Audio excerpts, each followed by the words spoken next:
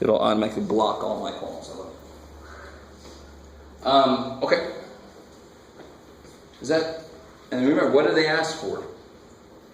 I know, because when you get to the end, you're like, okay, what the hell? Did we just figure out what the answer is? Yeah, we did. It's 1. They ask you, if g of x is, find g inverse of 5. So what's g inverse of 5? 1. Because g of 1 is 5. Those got to go together, right? If g inverse of blah is blah, then g of blah is blah. You just got to turn the other one around. Blah and blah, technical terms. Any other questions from homework? Yeah. Well, I'm just saying on this problem, is it okay if we plugged it into our calculator and just went to the table and saw? No. Okay. So I appreciate the question. You can only do that officially if they have the little calculator sign next to it. If they don't, you want to be nice to yourself and find out how to do it by hand, because old evil Mr. Wallace probably going to put one on the test like that, right? And on the test, I'm very specific about what you're allowed to use your calculator for and what you're not. And if I don't say what you assume, I know what you want to assume, but what do you assume? If I don't say, you assume you cannot, right? By hand is what I'm all about. Why am I like that? Because it's what's going to help you the most. A little calculator can do it for you. Yay! It's not good for you, though. Anything else from homework? You guys are doing okay with homework? Is that what that means? I'm an optimistic fool. Looking at some of the homework, it's not true. I mean, I graded a lot of people's 2 2s and 2 3s. So some of you guys got back your 2 2 and 3 3 sections. So a few of you guys I said redo, because you did them all very not good. So on homework, I really don't understand. Homework, you can come see me, go to a tutor. Don't turn it in incomplete. Right? I'd rather you turn it in later than turn it in half done. That doesn't make any sense to me. You with me? Okay, all right. So if there's no other questions on homework, we're getting it right back where we left off. We got up through section 3.2. So I think the very first thing I want to do is that handout I gave out at the end of last class.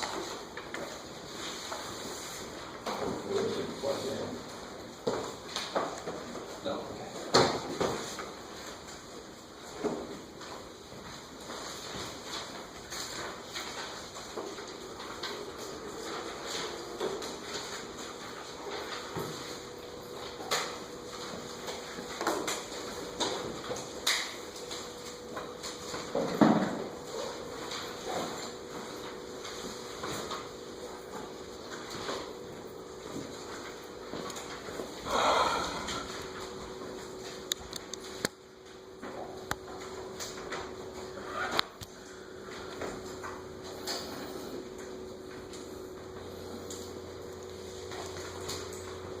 So what I want to do is I want to do this together with you guys, and then I want to examine what this thing looks like on the graphic calculator and see if it matches with what we got.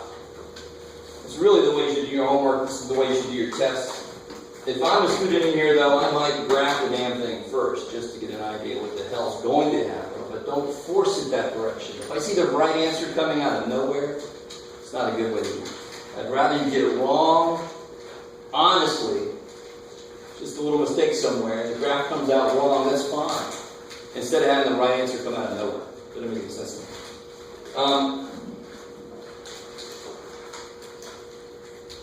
Autofocus is awesome. There you go. So first off, first question, what's the end behavior of this thing? What do you look at to figure out end behavior? Highest. I love it, the degree of it, the highest power. So remember, if it's already factored, you have to think about what would it look like if I multiplied it out. So it's going to be up and up. I love it. So what is the highest power? What is the degree of this thing? Fourth degree. I love it. So it's a fourth degree. Because the highest power I see is a fourth power. So like you said, it's going to be like field goal, right? Okay. So the end behavior, an appropriate answer to this would be just to go ahead and draw like that. See how the middle is left blank? Because right now, all I know is at the ends, when x gets really big, positive or really big negative. Yeah. Do we have to do dry and ask if it's parabolic or cubic, or can we just write parabolic? I want, well, you'd have to say like negative, parabolic, you know, and plus, I don't know if you know what that word means. You see that? So you could write the word, but the picture actually tells me a lot more about, do you know the specifics? Do you really know? Like it could be negative cubish. And what would negative cubish look like? Yeah, the opposite. So cubish, let me make sure for you guys, so cubish would look like that, negative cubish would look like that. So I'd almost rather see the picture instead of the word cubish that's not specific. At the same time, don't give me this. And I think that people give me almost exactly the right picture, which means you graphed it and you're just copying it from your calculator. Right? So obviously don't do that. So it is parabolic. I like it. Part B, factor this down. So go ahead and take a minute and factor this.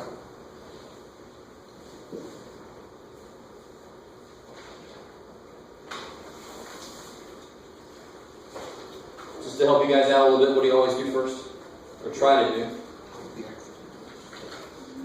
GCF, I love it.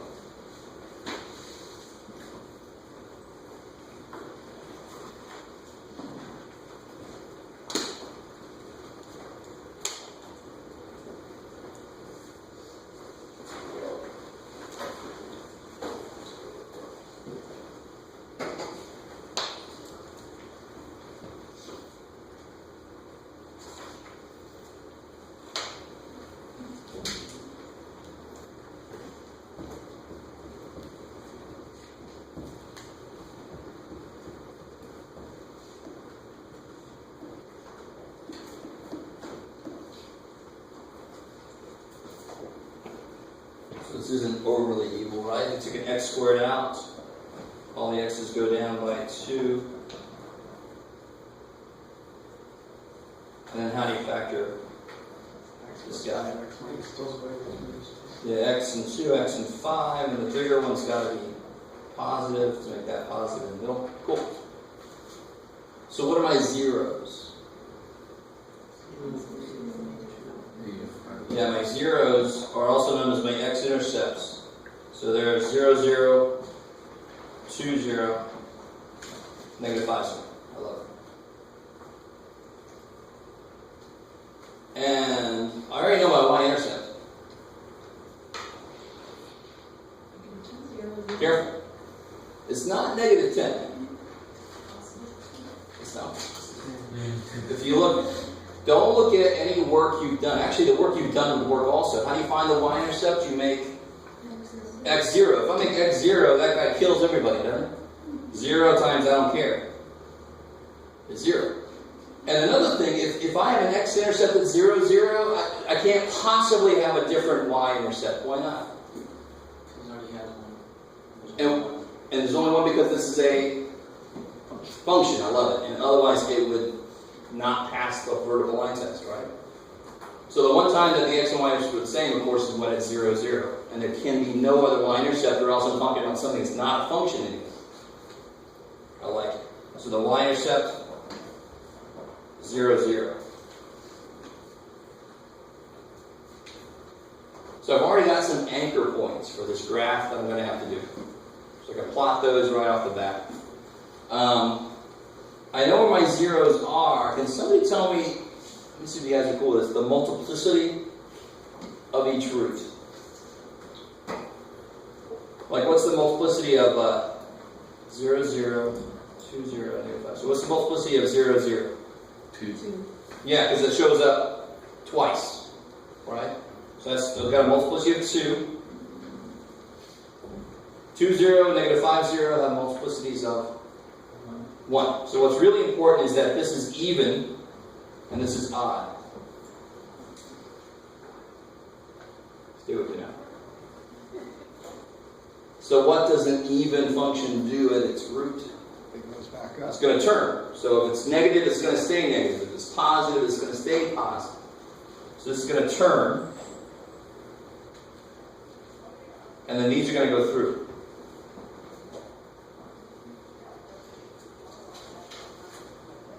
The other way to do this is to create a little number line, put on there 0, you can do it, Joe, -5, and 2. Those are my zeros. This is almost too simple of an idea, but a polynomial has got to be continuous. It can't suddenly transport itself somewhere else. So the only way, if it's negative, the only way it can become positive values is if it goes through the x-axis. It's got to have an x-intercept to do that. That's why I can do what we're about to do. Just to double check what we just said. If I plug in there -6, whatever the sign is in -6, it's got to be that sign for everything back here. Forever, down to negative infinity. Because there's no more doors through the x-axis. Right? So when I plug a -6 in, what sign do I get? I get positive times negative times negative. Positive. Cool. And that's good, thank God, because like I said, way the hell up here, it should be going up forever back there, right? Thankfully it's positive, so that means that works. It's going up forever. I like it. When I plug a -1 in, what sign do I get? Positive times negative times positive. Good, so I get negative. When I plug a 1 in, positive times negative times positive, negative. And see how that jives with what we said here? 0, 0 was a multiplicity of 2, meaning it's kind of turned. If it's negative, it's going to stay negative. And what about above 2? When you plug a 3 in? Yeah, positive times positive times positive. Everything's positive, and that jives, of course, with that. It's supposed to go up forever on that side.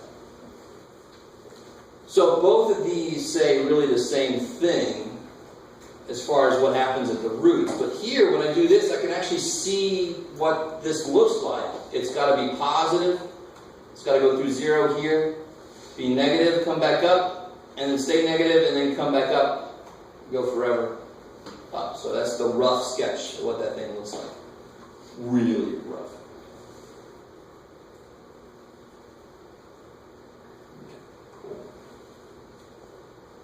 So I know right now some of you guys are thinking, why the hell are we doing this stuff? But one huge thing about pre-calculus is, and my whole focus is to get people ready for calculus. Now some of you guys are taking this, and this is where the last thing, you don't have to take calculus. Well, that's good, you still have to learn all this stuff in pre-calc. But I will always be mainly focused on getting people ready for calculus, because that's really what this class does. And what this does for you is it puts you through analyzing graphs to death, so that when you get to calculus, you just worry about the calculus, not also what the hell does a graph mean. That you got that already. That's the whole purpose of this. So keep that in mind. If you don't have to take calculus, oh well. You still have to know how to do this just to pass this class. For whatever reason, whatever degree you want that requires this, they must have said they need this stuff. Okay. So what can we plot right off the bat? 0. Yeah, 0. So I know 0, 0. 2, 0, -5, 0.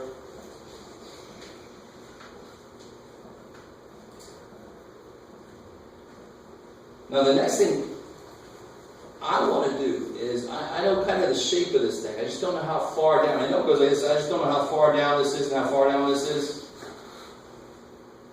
Right? I don't know what happens there. So it's good to kind of put some points in. So what's good points to plug in? Going through the 5, the -5, going through the -2, and turning around it. Yeah, I kind of know what it's going to do, and it's got to turn at 0. I know it's going to do that, but I just don't know how deep it goes here. I don't know what to make my scale yet. Plug in, yeah, plug in what? I love it. Plug in -3, just to see how far down this goes. That's what you mean by a few more points. Plug in a few more points just to get a feel for how far down it is. So when you plug a -3 in, let's see, you get, I always like going to the factor form. 9 times -5 times 2. So you get -90. You guys see that? So I plugged a -3 in here. 9 times -5 times 2. So you get -90. So now I know what to make my scale on my y-axis maybe. Let's do one more point before we do that. What's one more point that's a really good idea to figure out? 1. Just to see how deep this goes. Probably not that deep. Let's see. F of 1 would be 1 times negative 1 times 6. Yeah, negative 6, so not too deep. All right.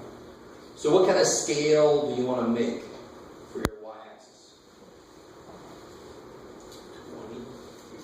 Yeah, you want to be able to reach down to 100 maybe. So 20 is a good, so I can make this negative 20, negative 40, and so forth. So then my negative 90 for negative 3 would be right there. And then my negative 6 doesn't even get halfway. It's going to be right where my 1 is. Poor little dude. You guys with me? So I actually don't want a graph that's any more correct than this. But I almost always have people that somehow they go deeper than this when there's nothing that I've done that tells me that. So don't just copy from your calculator. Check it with your calculator at the end, just to make sure the shape looks about right. But I am almost certain, I will bet money, which is big for me because I'm a teacher, and I don't have much of that. But I will bet money that this is not the deepest it is. This is not like the bottom of the well here. I bet you it goes deeper somewhere. There's a chance I'm wrong, so I'm happy I didn't actually bet money. But more than likely, whatever point you happen to pick that's sort of in the middle, it's not going to be just happen to be the deepest point. But that's all I know. So when I graph this, I'm going to go by end behavior. And it's got to go up and up. So I know it's got to be up here, go through this. What's it got to do with 0? Pass through. Careful. 0, 0, it's got to turn, right, or touch. So you've got to go turn there. I know it's got to go through this point, so that's kind of a checkpoint. If I went through, I'd be like, oh shit, I got to go down there. And then, of course, at 2, I go through. Oh, sorry.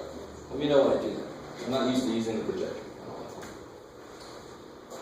Now, you could do like f of 3, you could do like f of negative 6, just to see how quickly it rises, but that almost doesn't matter. It almost always is going to rise pretty quickly. And I don't need it that specific anyway. I just want it kind of rough, quick, but I definitely want you to see how deep does this go, or how high is some kind of, how high does it go, how deep does it go, those kind of things I need to see. So let's look at this on the graphing calculator and see what the hell it says.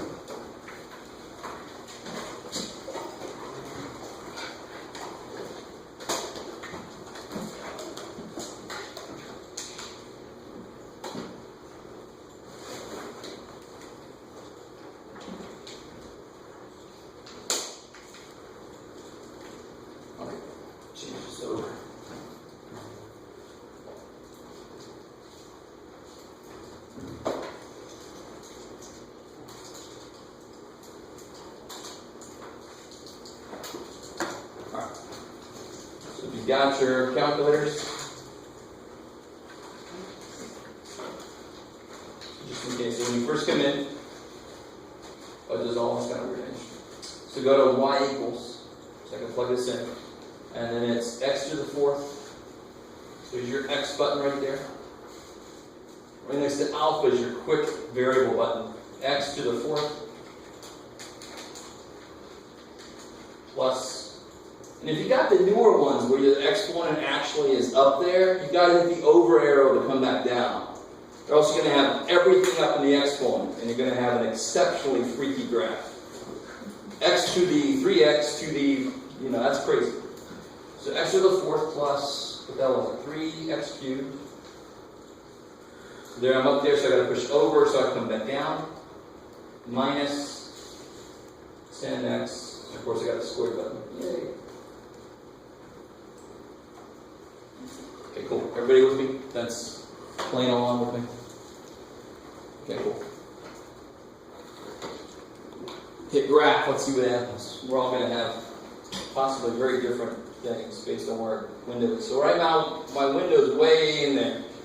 I can see one little piece of it. Oh, there's the other. Wow.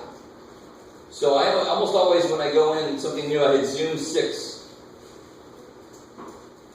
And of course here I can be really smart about it because I already went through the work. I've already gone through the work to know what my scale should be on my y-axis.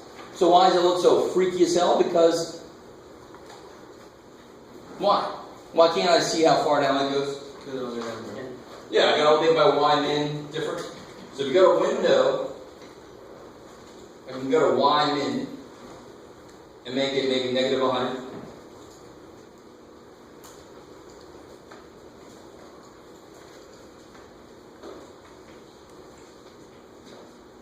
There you go, cool. And look, that's not even far enough down. So that's what I was saying. My negative 90 was the deepest my graph went on my paper, but this goes even further down. Right? So let's go a little bit further down. You guys with me so far? You guys see that? So we go back to window and go down to maybe negative 110. You should be able to see the whole thing on there. Okay. So that basically looks like the shape that I got on the picture. That's really the only way you want to check it. You don't want to get any more specific when you're doing this thing by hand. Because you'll mess yourself up. You'll start to go, oh, should I have seen that? No, just look at your work and see what you see from your own work. Can somebody help me out? How do you find what that actually is? What that point, that deepest point is? It's about 100. Minimum, right? You go to second. So second trace to get up into calc. Oh. Alright. And then number 3, minimum. You can see my cursor way up there. 101.5. Say again? 101.5. Oh, cool. Let me catch up to you. So you want to be on the left side, and on the right side, and then I guess it's way down there. I like it. So the x value is negative 3.62, blah, blah, blah. And of course, what did we plug in to get negative 90? We plugged in negative 3, which is fine for the rough sketch we were doing, right? If I wanted to know more specific stuff, I would use something like this. I would use a computer to tell me what the hell's going on. Okay. You could do similar things to find that lowest point up there. All you going on to calculus? Right now with my class, we're using calculus to find that point, and it's so easy. Calculus makes it so much easier. Believe it or not. I'm not saying calculus itself is extra easy. And it's not that much harder than algebra, but that's what it's really all about, is finding the slopes. So somebody tell me, at those lowest places, what's true about the slope when it gets to the lowest place? What's the slope right down there, the lowest spot or the highest spot? So right here, the slope is really negative because it's going down, down, down. And of course, over here, it's really positive. It's going almost straight up. Right at the turnaround point, what's the slope? 0. 0. It's flat. Right at the turnaround point, it's flat. So if calculus gives me a way to know the slope at any point, I just set that equal to 0 and find out what that point is. That's really that's what I'm doing right now in my calc class, right? Okay. You guys are all like, that's nice for them. Let's stay with us. All right. I understand. Cool. Anything else you guys want to see with this problem here on the top there? How many turning points are there? Careful. It's easy to think too. 3. There's 3. The one right there is kind of arbitrary. We sort of discount it because we already know how high it goes. It goes up to 0, but it still is there, right? So it goes down, turns, goes up, turns, goes down, turns. So there's 3 turning points. And what was the degree? 4th degree. So remember, an nth degree polynomial can have at most n minus 1 turning points. I like it. There's a parabola, x squared. I don't care what you throw in there. If the highest thing is x squared, how many turning points can it have? No? Not 3. Oh, that was weird. Somebody somewhere else is answering. How many turning points does a parabola have? 1. It can only have 1. So because its degree is 2, it can only have at most 1 turning point. Poor little dude. Okay.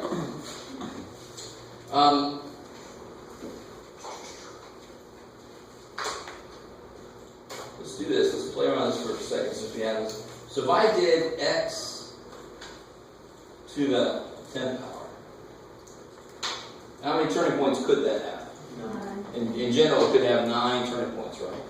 Now, of course, if I don't put anything else in there, it's a very basic graph. It's all that other stuff that makes the bumpiness.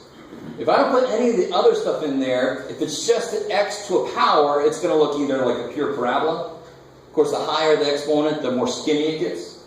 Or it's going to look like a cubish. And again, the same idea, it's going to get skinny. Right? Effectively, its slope gets really big, so it just shoots up fast. So if I graph this, zoom 6, it's just going to be very skinny parabola. Right? Now, the minute I start adding stuff in, so if I said plus x to the 9th minus x, let's see what just doing that does.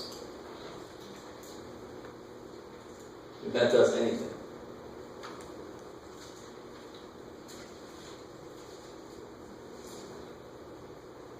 Alright, some weirdness happening there, right? I can't really see the weirdness too well, but I see it, some weirdness happening. You guys with me? So if I zoom in just a little bit, if I just go to zoom in, and my cursor's right in the middle, so let me just zoom in right there. Let's see if I was zoomed in too far. No. So this is really strange right here. It looks like it's thinking about turning around, and then it sort of doesn't, and then it definitely has a turning point there. But, I mean, the point I'm trying to make is, of course, that the highest power totally determines the end behavior. Because when I get really big inputs, the highest power is going to dominate everybody else.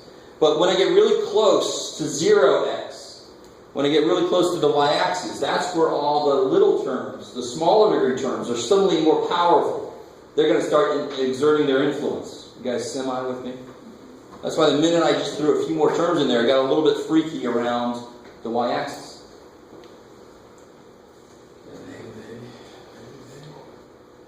Okay. Let me think.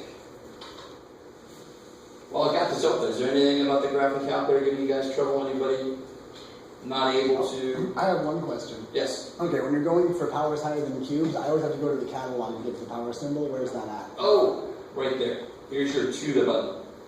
Oh, there we go. Okay. Cool. So I call that the to the button. Yeah. Good. I like it. Anything else about the? Yeah. For roots, how do you change it instead of the other I don't want to tell you the real answer because how do you rewrite a fourth root as a power? X to the 1/4.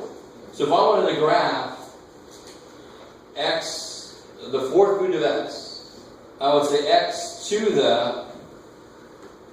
Now, if you don't have the calculator that puts it in the exponent, you're not going to want to. So if you have the calculator that opens the parenthesis, you got to do the little to the button. You with me?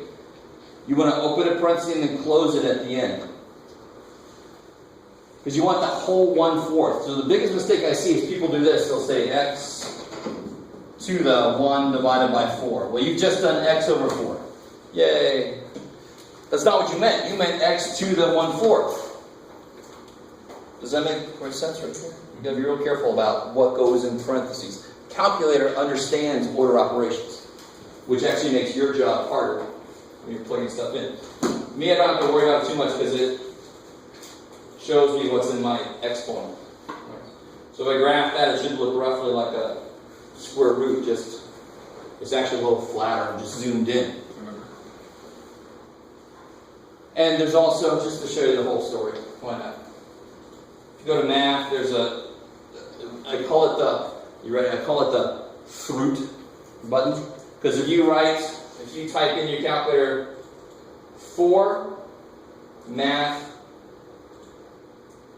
fruit, now the new one is going to open up that, but in the old one it's just going to have that stupid little x radical thing. So if you want to try it, let's do this again. It's really good. So 4 math. For me it's number 5. It should be number 5 for most of you guys. The x root, see that? So now it's the fourth root of 16. Of course, 2. So that's how you can do different roots. There is an X root button in your calculator under math. But that catalog button kicks ass too, because it lists everything. So you're like, it can do this, really? And you know, so just examine the catalog. I'm a complete geek, and I have been thus ever since I was born. So whenever somebody came over to the house to help my parents with their taxes or whatever, I was like, can I play with your calculator? Yay! And I would just play with it, and you're all like, oh yeah, I figured that about you, Joe. But so when these first came out, I just took one and just went to town on these. And just hit math and just went through and said, what the hell could this thing do? And now they're adding more and more shit to it. It's so crazy. But somebody in here should at least be somewhat interested in just hitting that math button and seeing what the hell it can do. I'm hoping. I know some of you are telling me right now you're not. And that's fine. This happens. Anything else about the graphing calculator you guys have hit in the book? So don't forget that the graphing calculator handout's up on the website now. Okay. So you should take a look if you haven't used it that much. Alright. So if there's no other questions from homework, I kind of want to get to the next section. And this is where you learn something really useful. Have you guys, at some point you should have done this kind of problem here.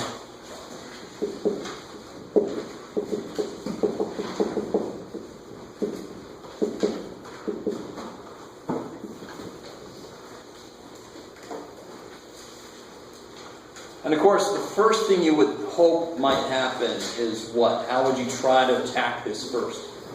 Especially if I didn't have any instructions, I just said, do this. You'd hope to God it would attack it. And you'd hope that you'd have to have this as a factor to be able to go anywhere. Alright? But if you look at the top and you think about it, because what would you try? What form of factoring would you try in this? Grouping. And you immediately see ain't going nowhere. 3 and 2 and 4 and that ain't never going to match up. I can't do that. So what do I need to do then? Besides go to Wolfram Alpha and plug it in there. What do I need to do? Add something to make it fit. You can't change the problem, unfortunately. You do what it says. How would you do this? If I said you can't use your calculator, how would you do this?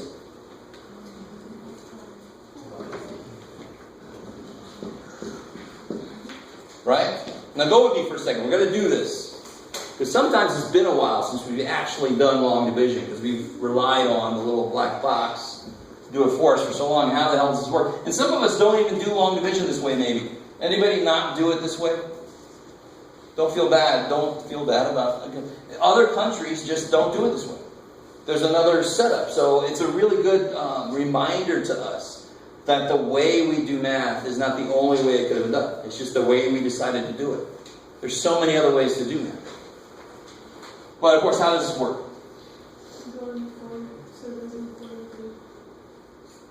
6 times? 6 times 7? 42. And then I change the sign, right? Make it negative. Or subtract it. That's another way to say it. I must have said it that way for some reason. 43 minus 42 is 1. That's crazy. Bring down to 9. We're not going to do this whole thing, don't worry. 2 times 7, 14. Change the sign. Add them, get 5, bring down 8, blah, blah, blah. Right? Now, believe it or not, it works on that too. Because, of course, what are variables? What are variables? Numbers. They're numbers we don't know yet. So they have to be able to do every damn thing that numbers do because they are numbers. So I can divide that, no problem. That's a number, I just don't know what it is yet. So it's going to look ugly. Thank God, very quickly, after a couple of these kind of problems, I'm going to show you an ultimately awesome shortcut to long division. I don't know if anybody's ever heard of it. It's called synthetic division. Just, Are you going to make us do synthetic division? I'm not going to make you do it, but it should be good motivation eventually to go, oh shit, synthetic is so much faster. Why would I not do it? So let me take that back, because I do have to test you on if you can do it. But the problems where you want to do it, you're going to want to do it. All right. So I said that like always.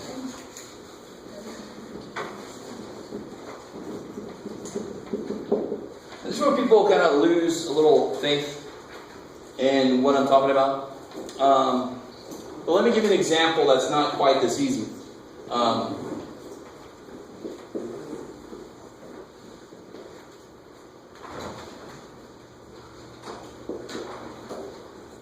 If I was going to do this, what would you put up there first and where? 82 on top. You put a what now? Oh yeah, well, alright, we'll change it a little bit. Alright, let's go with that. So you can actually kind of focus on 4 and 8. And say 4 goes into 8 twice. And it's a good start, and maybe it's going to be too much, and then you realize, but that's a good start. I don't care about the 2 so much. All I care is 40 times 2 is 80. That's close to what I got in there. That's a good first guess. You with me? So when I do this division, I look at just this, just like I could look at just the 40, just to get started. Or if you had an even worse example,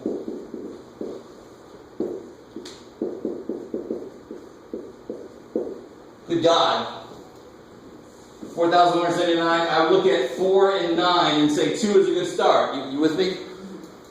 And then see if that's good or not. So that's why I can focus just on the X piece. But the 3, now when I do the 2, do I just do 2 times 4 is 8? Of course not. I do 2 times 4,179, put the whole thing down there. You with me? So it's going to be the exact same steps, believe it or not. X goes into 3x cubed how many times? 3x squared. 11. Because that's what it takes to multiply to make it 3x cubed. Right? So 3x squared, I'm not going to multiply it, times x. Incredibly enough, it's 3x cubed. That's why we got that up there. 3x squared times 3? 9x squared. And then, before I do anything, what do? Change the sign. Change the signs. That's what subtraction is changing the sign of something and then adding it. So then these are always going to cancel, or else you did something wrong. Negative 2x squared minus 9x squared. Negative 11x squared, bring down the 4x. X goes into negative 11, so x squared. Negative 11x, I like it. X squared. Negative 11x times 3. Negative 33x. Change the signs. Those cancel like they're supposed to. 4x and 33x. 37x, bring down to 5. X goes into 37x. 37 times. 37x plus, what is that, Jeff? 111? Change the signs. Negative 116. Now, how do I write that? Don't put a big R. Right? That's about 5th grade or whatever. Negative 116 over 11. Just like you would. And make a fraction out of it. This out of that. Is that cool? Exactly like we do, of course, when we divide whole numbers.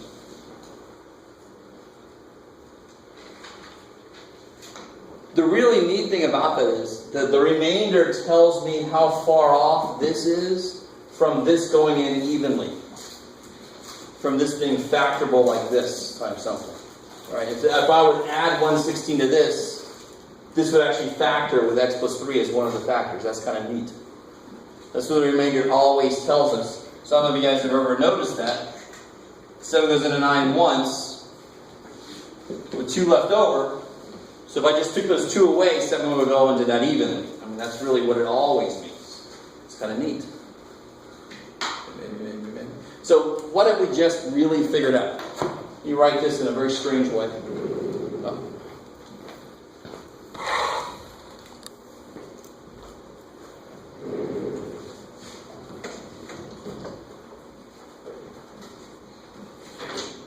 We just figured out that 3x cubed minus 2x squared plus 4x minus 5 equals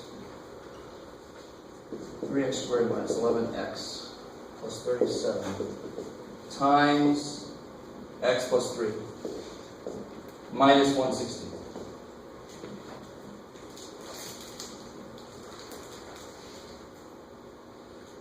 Because if this divided by this equals that, stay with me. This divided by this equals this, right? If I multiply both sides by x plus 3, I get this equals x plus 3 times this. And then here the x plus 3's would cancel, so I get a full 116 at the end. It's kind of a neat way to write it. And that makes it a little more obvious. If I would add 116 to the original, it would actually factor like that. That's neat.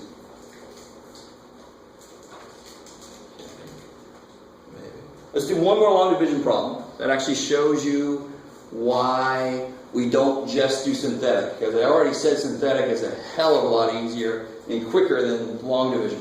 But it only works for certain kinds of problems. All right, so here's a problem it would not work for.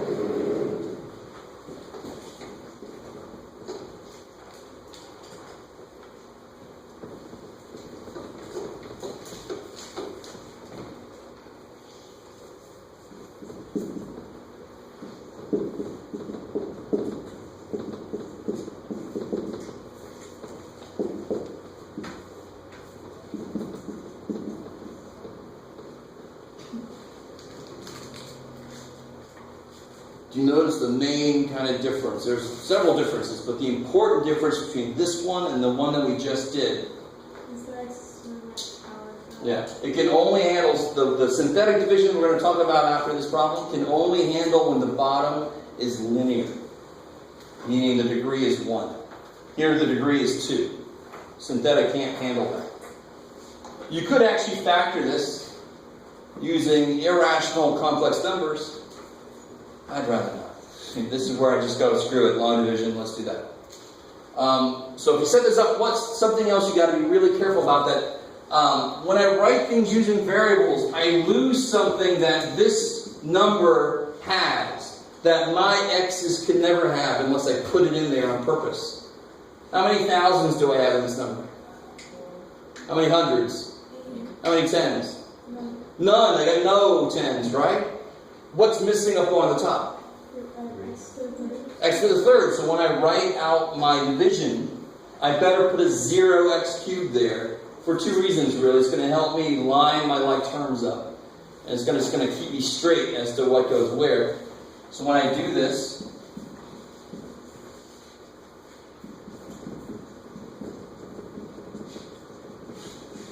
I just went right past it. No x cubes.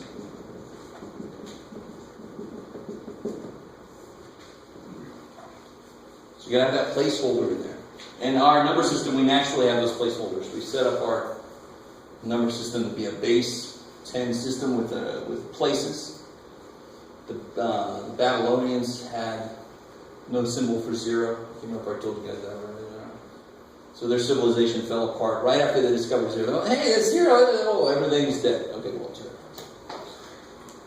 Very strange for us because we know 0. We know 0. It sucks. 0 finds a way to screw us over. We can't divide by it and all that kind of business. But can you imagine being in a civilization where you didn't even know 0 existed? Right? It's kind of weird. So how do you start attacking this? The same way we just did. What would be the first step here? Yeah, x squared goes into 4x to the 5th.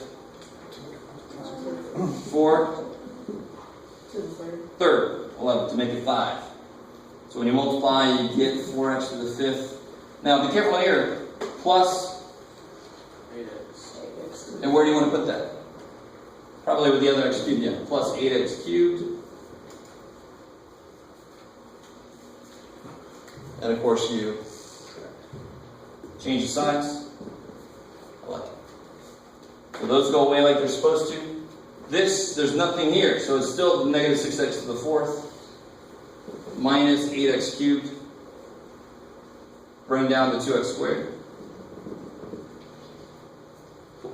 You guys do it.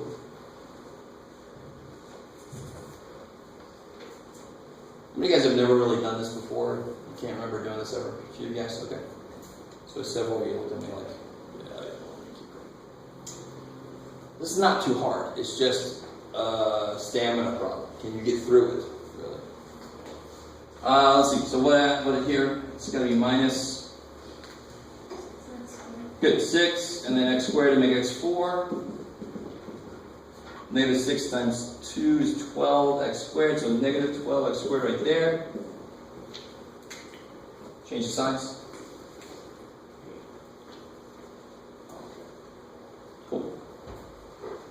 Those go away. This just comes down. Nobody's there to do anything to them. 2 and 12 is 14. Bring down to negative 7x.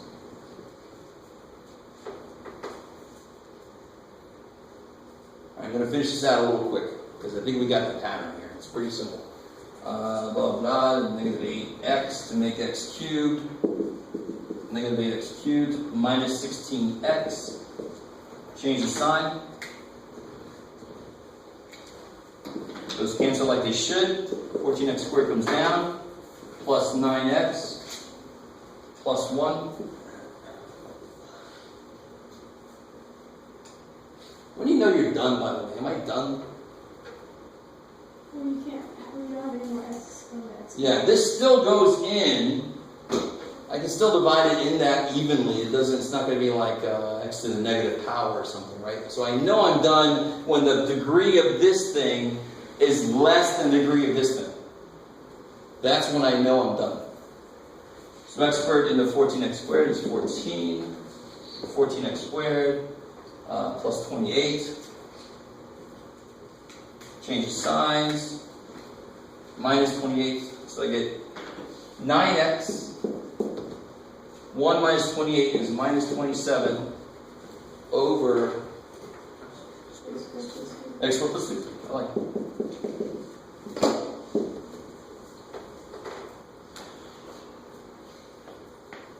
So that's not difficult. You will have to do it. Sounds like some of us would rather do this, which is the reverse of what I normally get, but I will ask you to do both some long division problems and some synthetic division problems. So let's talk about synthetic division. That just sounds strange.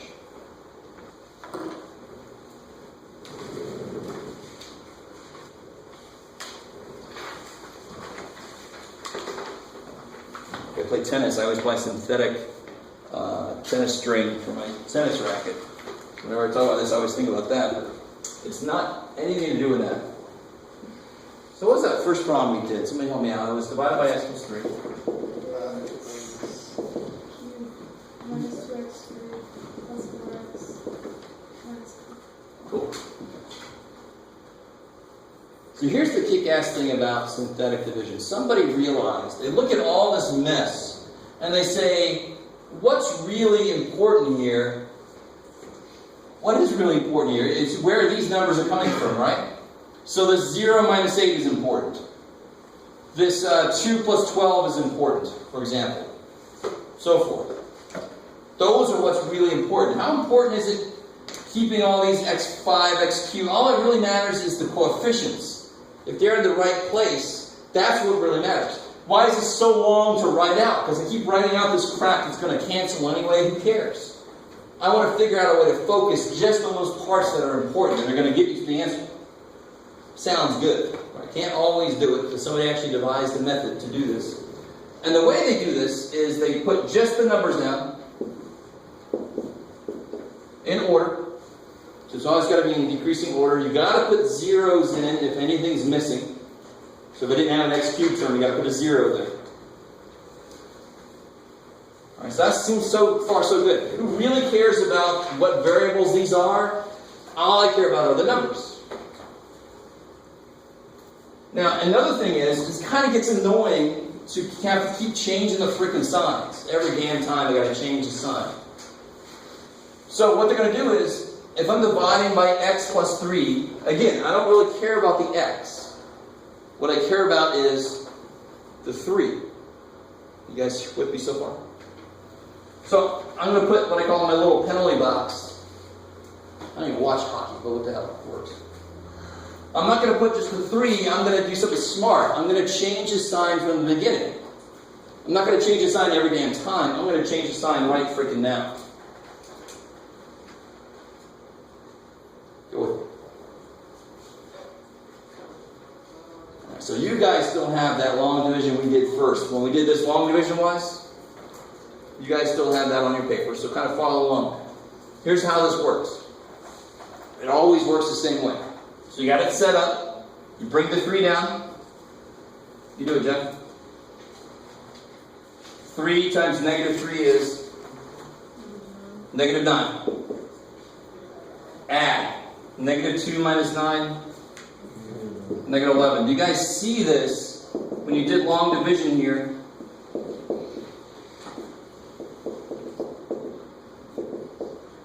When you did long division, you had a 3x squared, you had 3x cubed, and then we changed the sign. There's my minus 2 minus 9.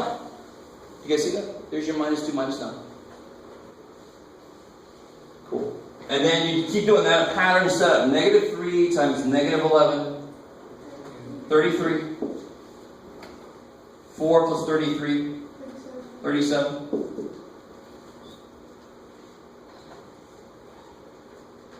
And of course, when we kept going here, negative 11x squared plus 4x, we had to do minus 11x.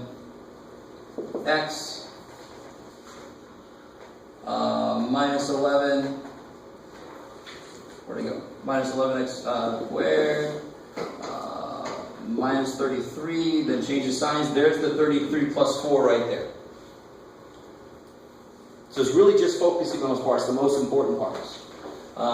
Then you got 37 times negative 3, negative 111. That's the remainder term, right? So synthetic division works the same way every time. In this case, this is x cubed, x squared, x number. So my answer, since I divided by x something, all my x stuff will go down by 1. So now these are all the coefficients of 1 less degree. So it was an x cubed problem, so this is now 3x squared minus 11x plus 37. That last number is always the remainder.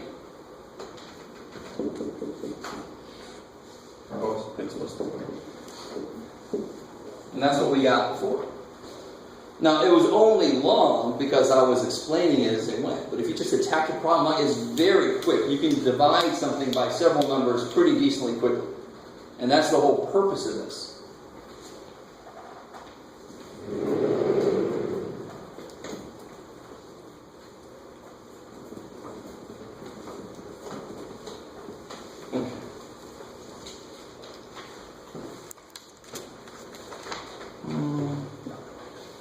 So here, you guys try a couple, do both long and synthetic.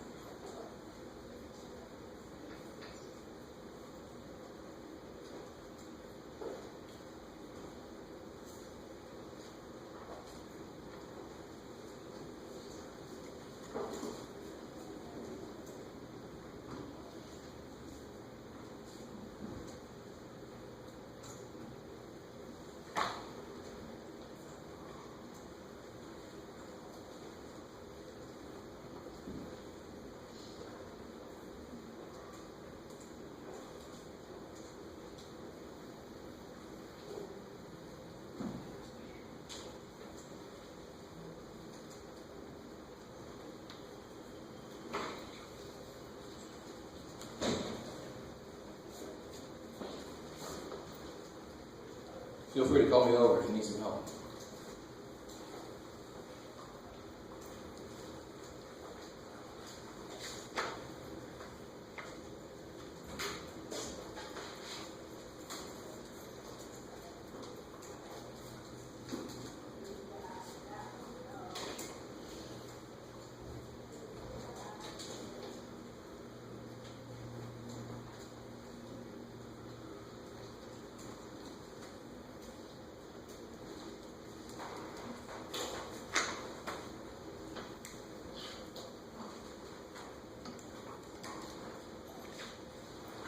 Your numbers could get a little tentative, but that should not bother us.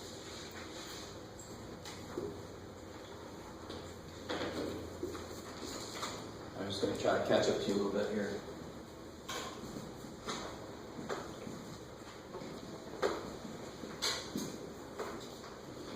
Sign. Goes away. Bring your 5x down.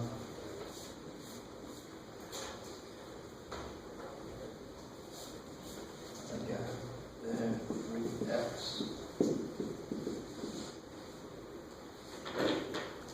Sign.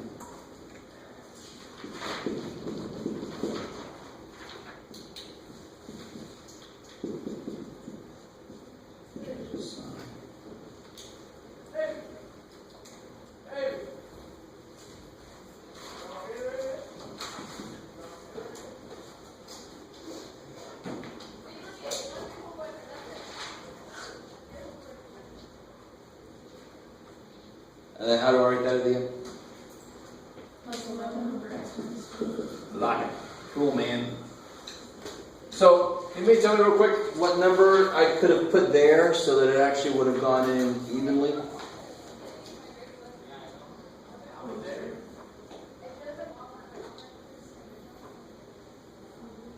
So much going by the door I don't care about.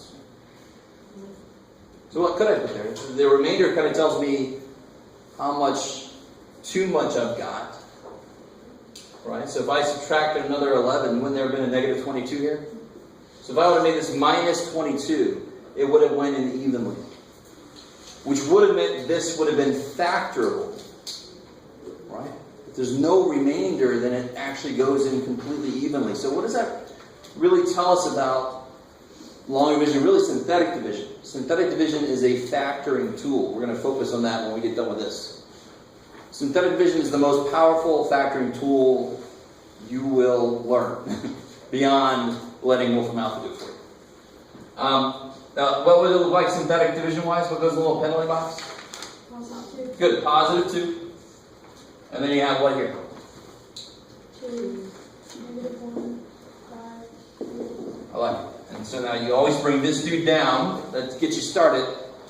2 times 2. 4, add, multiply, add, multiply, add. So there's my remainder. I get exactly the same thing we got there. And there's the 5 plus 6. There's the negative 11 plus 22. Okay, cool. All right. Okay, what about this guy here? So I got the 0x squared. I had no x squared, so I had to put that in there. So x and the 5x to the 4th. 5x cubed, I like it. 5x 4 plus 15x cubed. Change the signs. Negative 17x cubed. There's no x squares to bring down, right? And there's an x. So x plus 3 goes into negative 17x cubed how many times? So I could bring down the x if I wanted to.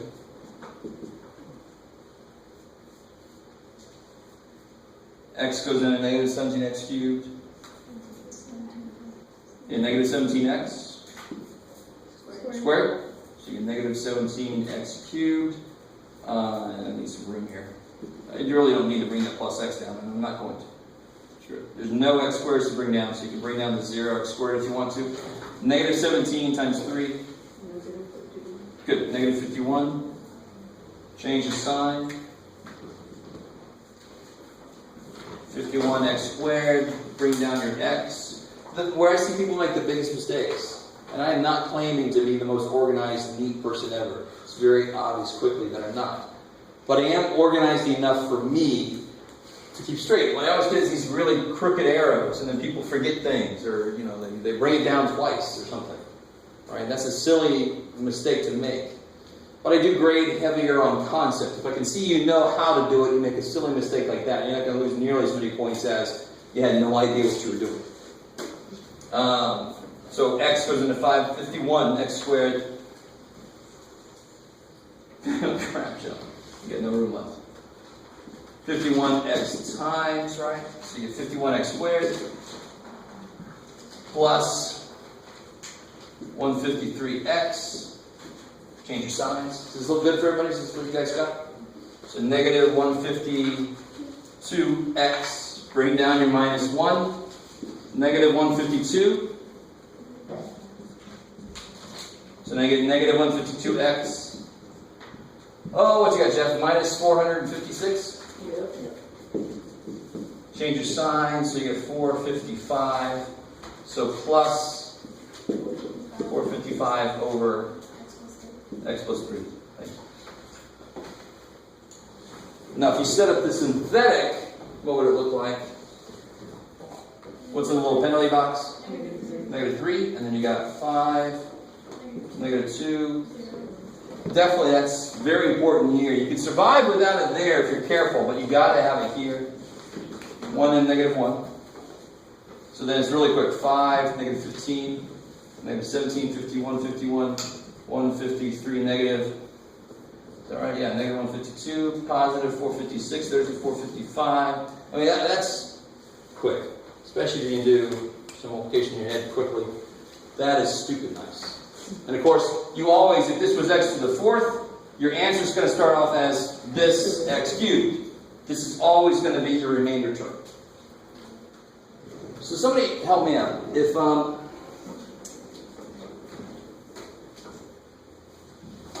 somebody got this here, you guys, is that cool so far? Okay. If I did this,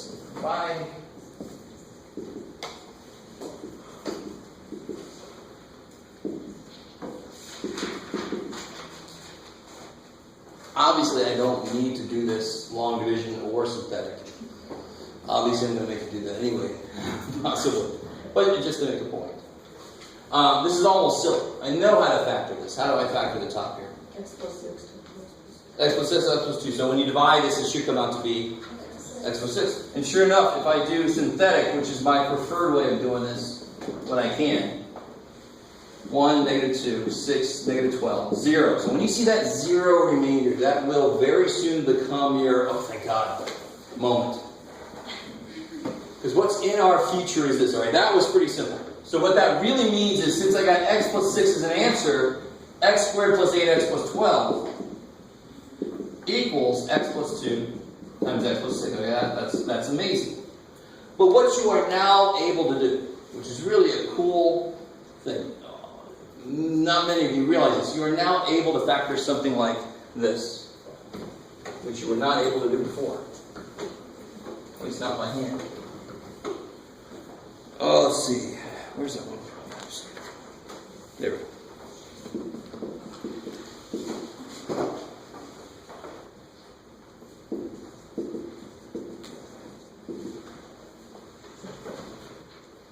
I mean, if I had asked you to factor this on the test 1, you had every right to get up, come up to me, and slap me in the face. Right? Because there's no way. You can't. How the hell do you group that thing? Holy shit. I mean, it's a 4th power, which doesn't automatically mean you can't do it, but it's not quadratic in form. There's freaking 5 terms, so grouping would be horrendous if it would work at all, and it won't. All right, so there's just no way to do this until now. Now, if we're smart about it, what do I know?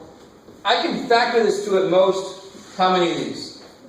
4 of these. That would make sense. I say at most because maybe one of them is going to be what's called an irreducible quadratic. Like it can't factor to nice whole numbers. It would factor to radical 2 plus or minus 1, crap. You with me?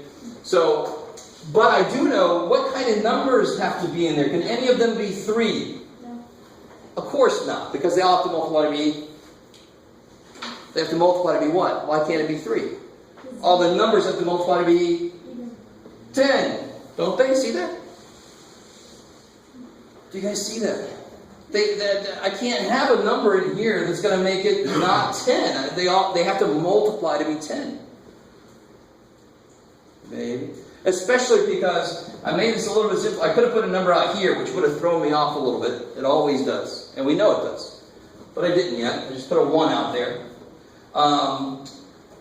So, this would be x, x, x, x. Right? That's x to the 4th. And my numbers have got to become 10 at the end. So it could be like plus or minus 5, plus or minus 2, plus or minus 1. And then, this is the other, whichever the one that hasn't been used yet. Now, that's the possibilities for the whole number answers to this. Now, like I said, you could get ugly numbers. But when I look at the last number, and I look at its factors, 1, 5, and 2, plus or minus, that's my possible nice answers to this equals 0. That's my possible nice factorizations of it. You guys with me? So now, give me a guess. Let's synthetically divide and see what that happens. Let's try 10. I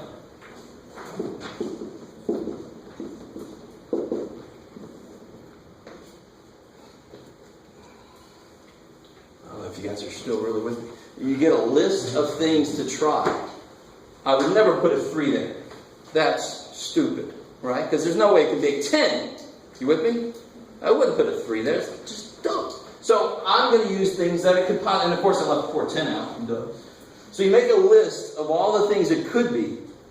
And you got 1 in the number, and then you start to break it down. And then you try them. Now what we're going to learn, thank God, you guys might start to realize, what if that was 360 at the end? Mr. Wall. Do you realize how long that list is? And what you don't realize is, if I put a number out here, you get all the normal factors, plus a bunch of fractional answers that could possibly be it. Holy shit.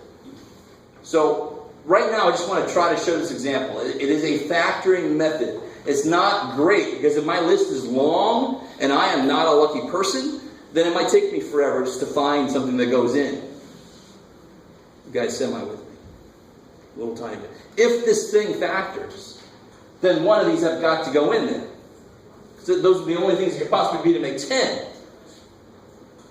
Okay, maybe. So let's try this. If I try 10, what do I get? 1, 10, 5, 50, 40. Okay, I can pretty much tell this ain't going to work, right? You don't have to go all the way through. I go, that ain't going to go anywhere, because then it's 450 and then it's positive. It's never going to become 0. I'm looking for those zeros. I want this to go in evenly when I'm using it to factor. Of course. Does that make sense? That's why I meant, when you see that 0 at the end, you're like, oh, thank God. Now you start to understand what I meant by that. So 10 didn't work. Positive 10 is no good. Let's try, 5.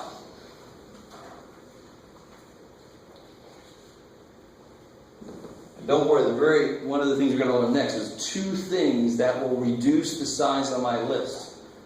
Anything that will reduce the size of that damn list is awesome. Right? We're open to suggestions. Jeff, I don't know if you guys all really understand what the kind of work is that's ahead of you, and you want things that will reduce that list. So what happens here again? 5, 0. 0. I like it.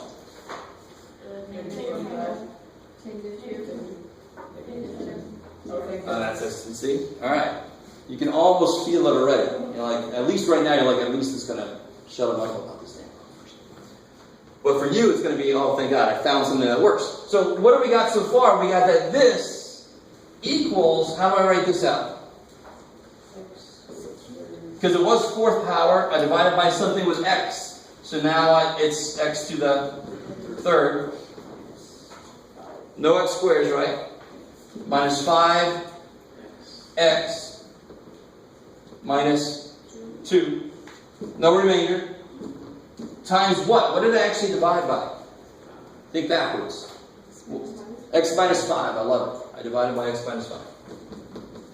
So see that, it's a factoring tool. It's a factoring tool you have not been taught yet, for the most part. I think some of you guys have been taught, which is awesome. But it's what's missing. You learn the squares and the cubes and all that stuff, and that's great, but there's so many things that aren't naturally falling into that. So synthetic just opens the door to all these other things. So then I can keep going. Right? That's a cube. I can maybe factor that. Can I group it? Can I do any of that stuff to it? Hell no. Right? So I do synthetic division again. What's my list look like now? What's a really kick-ass thing? Just 1 and 2. Yeah, exactly. It could only be just plus or minus 1 or 2. Yes, ma'am. Question, when you have like the first one that we tried then, we don't have to go all the way through on the test to get the rest of the answers. We can just stop if we know that it's not going all the way through. Exactly like I did. Okay. Yeah, you don't have to go all the way through. Yeah. And again, this is a little bit luck of the draw, which sucks when it happens in a math class because that's a little unfair. But if you just happen to get one that works, and then you happen to get another one that works, and somebody sitting next to you does 3 that don't work in a row, you know, what can I do about it? Too bad. You'd hopefully it would average out. But if you're really unlucky, you're going to hate yourself. Normally on a test, we only have so much time for a test. So I kind of help you. I kind of step you through the things that will cut your list down, assuming you actually make your list correctly in the first place. Right? So I kind of cut your work down for you. So if none of these factors work, that's as far as it'll factor, right? Say it. If none of these factors work, that's as far as it'll go. That's as far as it'll go with whole numbers. Right? But it might go even further with, and in fact, let me just expand it, with rational numbers, but it might be irrational numbers. It might be like a quadratic formula piece. Maybe I'll get left with the next squared thing that I have to use quadratic formula on. You with me? All right. So somebody who feels lucky? Feel lucky, punk?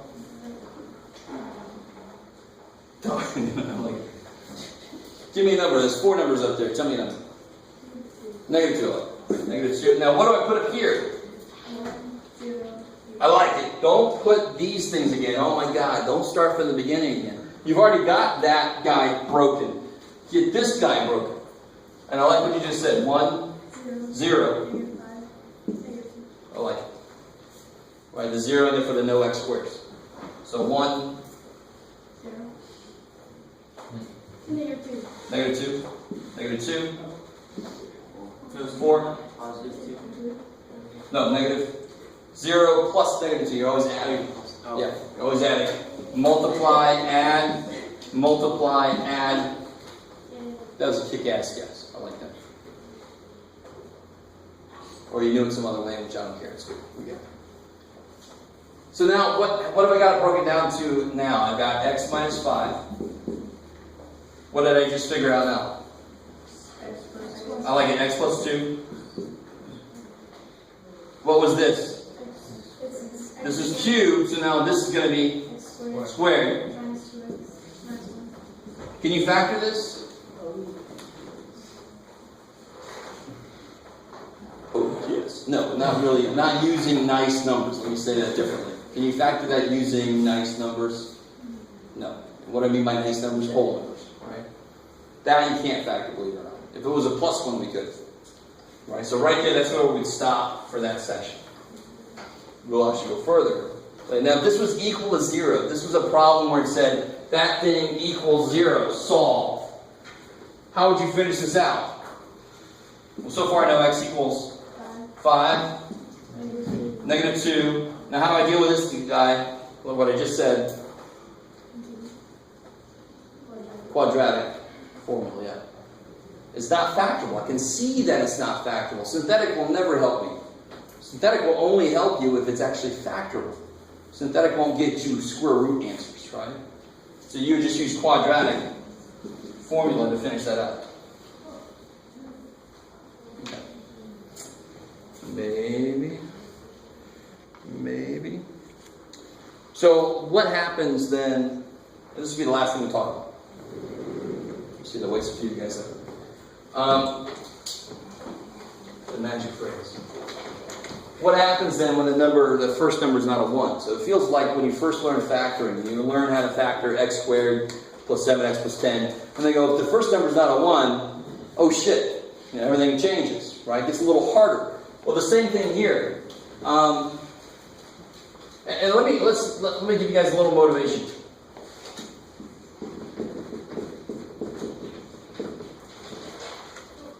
What are this guy's roots? What are his zeros? What are his x-intercepts? All those words I just said mean the same thing. Roots, zeros, x-intercepts. These are all the same thing. Yeah, x equals negative 1/2 and 3. Right? Now if you multiply this out, what do you get? 2x squared. Good, minus 5x, minus 3. Now, if your list of possible roots were only based on this guy, what would it be? 1 and 3. But what was one root that's not in there? 1/2. Shit. So the way that the first number but changes things, is related to how we solve this. Whatever number's there, are we going to divide by? So to create my list of possible answers, I divide the factors of this guy by the factors of this guy. And then write out all my possible combinations. So what would that look like? What are the factors of 2? 1 over 2. 1 and 2. So then what are all my answers? It'd be 1 over 1, 3 over 1, or 1 over 2, 3 over 2. I love it. Oh. So you can imagine, it doesn't take a lot to put numbers up there that would make that list stupid long. Right? It's not hard to imagine that happening. All I need to put is like 8 and 60 and okay. Some of you guys might realize what I'm talking about. Maybe. So, real quick, what does this look like taking this and synthetically dividing it by this guy? So just to show you that fractions are nothing to be scared of. If it's going to work, it'll be nice. It's got to be nice. It's got to somehow come out to be whole numbers. So if you just start off the 2 times negative 1/2. Negative 1. Negative 5 minus 1. Negative 6 times negative 1/2. Positive 3. There you go. It's nice. But notice what just happened. I divided by this. So what little piece would be associated to that? Careful now. Yeah, say again. X plus 1/2. Which is half of the way I really want to write it. Because synthetic division is built off of x plus or minus something. So when I divide by a fraction, look what I got. Did I get what I was supposed to get? What did I get?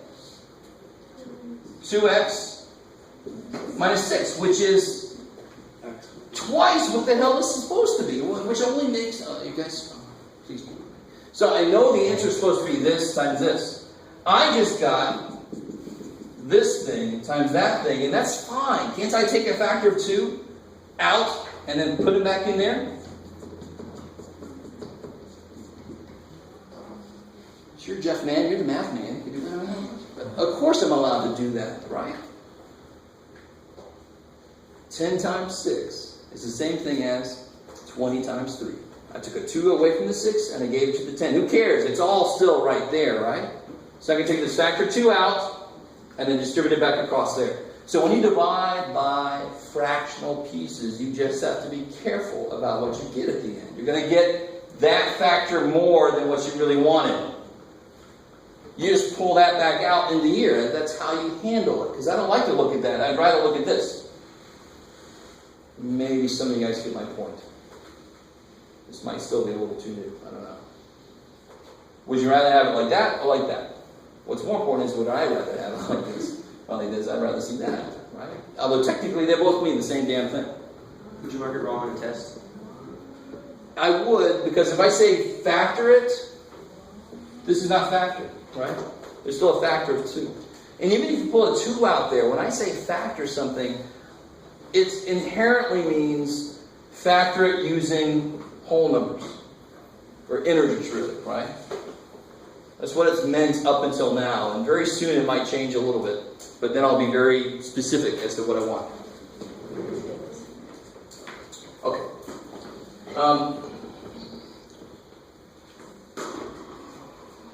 What was the last thing? I think that. Oh, yeah. Okay.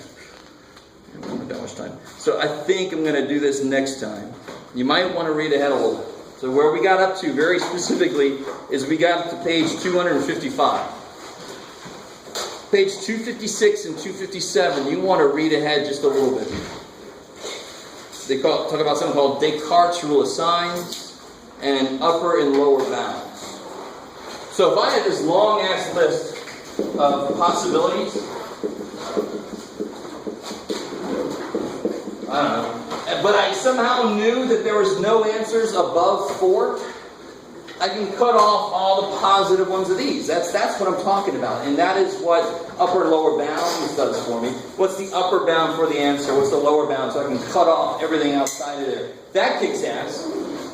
And then Descartes' rule of signs very often doesn't tell us shit, but sometimes it tells us a lot. Most of the time it doesn't tell us shit, but we're still going to talk about it.